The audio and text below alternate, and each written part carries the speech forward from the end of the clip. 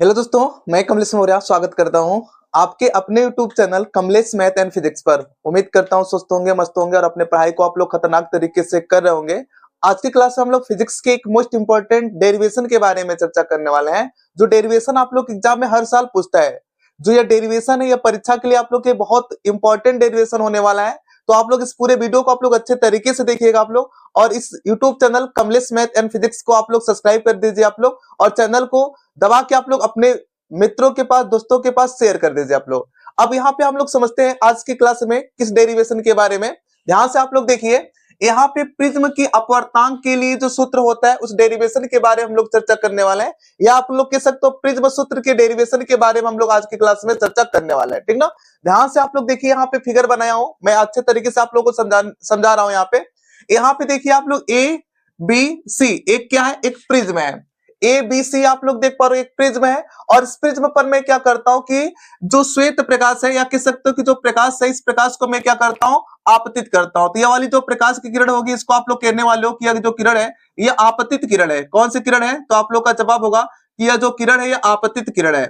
और आप लोग को पता है कि जब प्रकाश एक माध्यम से दूसरे माध्यम में जाता है तो वह प्रकाश में अपवर्तन की घटना होती है। ये बात आप लोग को अच्छे तरीके से पता है। इसका मतलब जब यह प्रकाश जो होगा इस प्रिज्म की सतह पर या प्रिज्म के पृष्ठ पर आपतित होगा, तो उस कंडीशन में क्या होगा कि इस पृष्ठ पे जो प्रकाश होगा, इस प्रकाश का अपवर्तन होगा। तो ये आप लोग कहने वाले हो कि जो यह प्रकाश है वह किस माध्यम से किस माध्यम में जाएगा। तो आप लोग कहने वाले हो कि यह माध्यम क्या है, विरल है, और यह माध्यम क्या है, सघन है। और जब प्रकाश की जो किरण होती है वह विरल माध्यम से सघन माध्यम में जाती है तो अविलंब की ओर झुक जाती है। इसका मतलब प्रकाश को इस प्रकार से सीधे निकलना चाहिए था, लेकिन यह प्रकाश के अपवर्तन की घटना की वजह से जो प्रकाश किरण इस प्रकार से मुड़ेगी। बात समझ पा रहे हो आप लोग? इसका मतलब यहाँ पे प्रकाश किरण इस प्रकार से मुड़ चुकी है। अब यहाँ पे देखिए कि जो यह प्रिज्म है, इस प्रिज्म का दूसरा आप लोग कह सकते हो पृष्ठ है। इस दूसरे वाले पृष्ठ से भी प्रकाश का क्या होगा, अपवर्तन होगा। और उस कंडीशन में अगर पूछो आप लोग से क्या होने वाला है, तो आप लोग कहने वाले हो कि यह माध्यम क्या है, सघन माध्यम है। और जब प्रकाश प्रिज्म से बाहर निकलेगा तो माध्यम कैसा होगा, विरल माध्यम होगा। तो आप लोग का जवाब होगा कि जब प्रकाश की जो किरण होती है, अगर जब प्रकाश की जो किरण होती है वह सघन माध्यम से विरल माध्यम में जाती है तो अविलंब से दूर हटती है। तो उस कंडीशन में आप लोग कहने वाले हो कि जो यह प्रकाश की किरण है वह अविलंब से क्या होगी, दूर हटेगी। इसका मतलब यह किरण आप लोग कहने वाले हो कि यह कौन सी किरण है, तो आप लोग का जवाब होगा कि निर्गत किरण है। इस किरण को अगर पूछो आप लोग से क्या कहोगे, आप लोग इस किरण को आप लोग कहोगे निर्गत किरण है। बात समझ पा रहे हो आप लोग? आप लोग को यहाँ पे क्या करना है कि जिस बिंदु पर यह आपतित हो रही है उस बिंदु पर आप लोग इस प्रकार से अविलंब बना लो आप लोग। तो उस कंडीशन में यम ओ जो है आप लोग देख पा रहे हो, यह अविलंब है। और आप लोग को अच्छे तरीके से पता है कि जो आपतित किरण होती है और अविलंब होता है उसके बीच के कोण को हम लोग आपतन कोण कहते हैं, जिसको हम लोग किससे लिखते हैं, आई से लिखते हैं। बात समझ पा रहे हो आप लोग? इसका मतलब यह वाला एंगल क्या होगा, आई हो जाएगा। और आप लोग को पता है, क्या पता है कि जो अपवर्तित किरण होता है और अविलंब होता है उसके बीच में जो कोण बनता है उसको हम लोग अपवर्तन कोण कहते हैं। उसको हम लोग लिखते हैं किससे, आर से। तो उस कंडीशन में यह कोण आप लोग कहने वाले अपवर्तन कोण होगा। जो यह वाला प्रिज्म का जो यह वाली पृष्ठ है, इस पृष्ठ के लिए अगर पूछो कि जो यह वाला कोण होगा इसको आपतन कोण कहेंगे, और जो यह वाला कोण होगा इसको हम लोग अपवर्तन कोण कहने वाले हैं। अब यहाँ पे देखिए कि जब इस वाले प्रिज्म से प्रकाश का अपवर्तन होगा, फिर एक बार इस वाले प्रिज्म से भी, या कह सकते इस वाले पृष्ठ से भी प्रकाश का क्या हो रहा है, अपवर्तन हो रहा है। तो जब हम लोग इस वाले पृष्ठ की बात करेंगे तो उस कंडीशन में आप लोग कहने वाले हो कि जो यह किरण होगी यह आपतित किरण हो जाएगी, और यह जो होगा वो अविलंब होगा। तो उस कंडीशन में अगर पूछो इसके बीच का जो कोण होगा, इस कोण को हम लोग क्या कहेंगे, आपतन कोण कहेंगे। यह आपतन कोण किसके लिए होगा, जो यह वाला पृष्ठ होगा उसके लिए। और यहाँ पे आप लोग देख पा रहे हो कि ये जो अविलंब है और यहाँ पे जो निर्गत किरण है, इस कोण को हम लोग क्या कहने वाले हैं, इस कोण को हम लोग कहने वाले निर्गत कोण कहने वाले हैं। जो यहाँ निर्गत कोण होगा इसको हम लोग आई डैश से लिखेंगे, और यहाँ पे जो आपतन कोण होगा जिसको हम लोग किससे लिखेंगे, आर डैश से लिखेंगे। ठीक ना। अब यहाँ पे अगर मैं निर्गत किरण को पीछे डाट डाट देके मिलाऊं, और यहाँ पे जो आपतित किरण है इसको डाट डाट देके आगे की ओर मिलाऊं, तो उस कंडीशन में आप लोग देख पा रहे हो कि इसके बीच में यहाँ पे कोण बन रहा है, जिस कोण को अगर मैं पूछूं क्या नाम देते हैं, तो उस कोण को हम लोग कहते हैं विचलन कोण। समझ पा रहे हो आप लोग? इस प्रकार से मैंने आप लोग को फिगर अच्छे तरीके से समझा दिया। और यहाँ पे जो प्रिज्म है, इस प्रिज्म कोण अगर मैं पूछूं कितना है, तो आप लोग देख पा रहे हो कैपिटल ए है। अब यहाँ पे ध्यान से आप लोग देखिए, ध्यान से आप लोग किस प्रकार से डेरिवेशन आप लोग को करना है। यहाँ पे आप लोग मान लीजिए, माना ए बी सी प्रिज्म का क्या मुख्य परिच्छेद है जो मैं लिखा हूं। अगर मैं पूछूं त्रिभुज यू क्यू आर, देख पा रहे हो आप लोग? अगर पूछो त्रिभुज, यहाँ पे अगर पूछो आप लोग से त्रिभुज, यहाँ पे अगर पूछो आप लोग से त्रिभुज, यहाँ पे देखिए यू है, इसको कर लीजिए यू है, और क्यू है और आर। यहाँ पे एक त्रिभुज आप लोग को दिखाई दे रहा है, बोलोगे सर त्रिभुज तो हम लोग को दिखाई दे रहा है। यहाँ पे अगर आप लोग को त्रिभुज दिखाई दे रहा है तो इसका मतलब यहाँ पे डेल्टा, यहाँ पे जो डेल्टा आप लोग को दिखाई दे रहा है, या डेल्टा जो है आप लोग कह सकते हो इस त्रिभुज के लिए क्या है, बहिष्कोण है।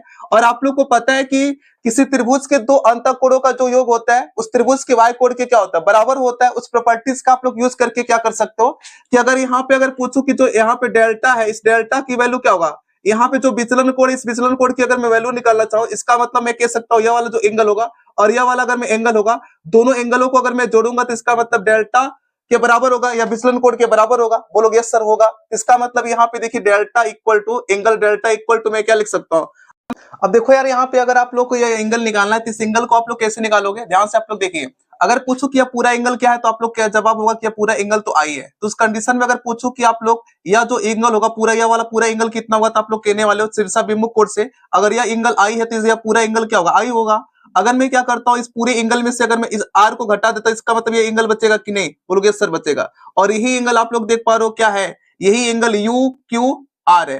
तो अगर मुझे एंगल यू क्यू आर चाहिए तो इस कंडीशन में अगर पूछूं कि आई में से मैं क्या करता हूं, आर घटा देता हूं तो ये वाला एंगल आ जाएगा। देखिए यहाँ पे लिखा हो आई माइनस आर प्लस, उसी प्रकार से अगर मुझे इस वाले एंगल से मतलब इस वाले एंगल को मैं निकालना चाहता हूं, इसका मतलब यह पूरा एंगल कितना आई डैश है, इसका मतलब यह पूरा एंगल आई डैश होगा। और आई डैश में से अगर मैं क्या करता हूँ आर डैश घटा देता हूं, इसका मतलब ये वाला एंगल बच जाएगा। और इस एंगल को अगर मैं लिखना चाहूँ तो मैं लिखूंगा क्या, आई डैश माइनस में आर डैश। इस प्रकार से लिखा जा सकता है, बोलोगे सर लिखा जा सकता है। अब यहाँ पे आई है और यहाँ पे आई डैश है, दोनों को साथ लिख लीजिए आप लोग, तो आई प्लस आई डैश हो जाएगा। अब यहाँ पे देखिए माइनस आर है, यहाँ पे माइनस आर डैश है, तो माइनस दोनों में से कॉमन करता हूं और उस कंडीशन में लिख सकता हूं आर प्लस आर डैश। इसको भी मान लेता हूं समीकरण नंबर 1 है। अब इसको ध्यान से देखिए आप लोग, एक अच्छे नजरों से आप लोग देखो तो यहाँ पे एक चतुर्भुज आप लोग को दिखाई दे रहा है क्या, ए क्यू ओ आर, यहाँ पे एक चतुर्भुज दिखाई दे रहा है। तो वही चीज यहाँ पे लिखा हूं, चतुर्भुज ए क्यू ओ आर में एंगल ए क्यू ओ तथा एंगल ए ओ आर समकोण है। समकोण कैसे है, आप लोग को पता है कि अगर हम लोग क्या किए इस पे लंब डाले तो इसका मतलब ये वाला एंगल तो कितना होने वाला है, जो यह एंगल आप लोग देख पा रहे हो, अगर पूछो यह वाला एंगल कितना होगा तो बताओगे 90 डिग्री होगा, क्योंकि हम लोग इस प्रकार से लंब डाले है ना। तो लंब अगर हम लोग डाले इसका मतलब जो यह पृष्ठ है और जो यह लंब है यह एक दूसरे के साथ 90 डिग्री का कोण बनेगा, इसका मतलब यह वाला एंगल 90 डिग्री होगा और यह वाला एंगल कितना होगा 90 डिग्री। और आप लोग को पता है चतुर्भुज के चारों कोणों का योग कितना होता है, चतुर्भुज के चारों कोणों का योग 360 डिग्री होता है। इसका मतलब 90 और 90 कितना होता है 180 हो जाएगा। और 360 में से अगर 180 घटाओगे इसका मतलब 180 बचेगा। इसका मतलब मैं इस वाले एंगल को और इस वाले एंगल को जोड़ूंगा तो कितना होगा, इसका योग 180 डिग्री के बराबर होगा। तो उस कंडीशन में आप लोग कहने वाले angle A plus angle O equal to क्या 180 डिग्री होगा। यहाँ पे एंगल ए और एंगल ओ अगर पूछो 180 डिग्री कैसे हो रहा है समझ पाए आप लोग, क्योंकि आप लोग को पता है कि 90 डिग्री है, ए भी 90 डिग्री है और इसको और इसको और इसको और इसको अगर मैं जोड़ू तो 100 नहीं, चारों कोणों को जोड़ूंगा इसका मतलब 360 डिग्री होना चाहिए। और 360 में से आप लोग इसको और इसको घटा दोगे, इसका मतलब 180 घटा दोगे आप लोग, तो इसका मतलब क्या बचेगा 180 डिग्री बचेगा। इसका मतलब आप लोग कह सकते हो angle A plus angle O equal to 180 degree.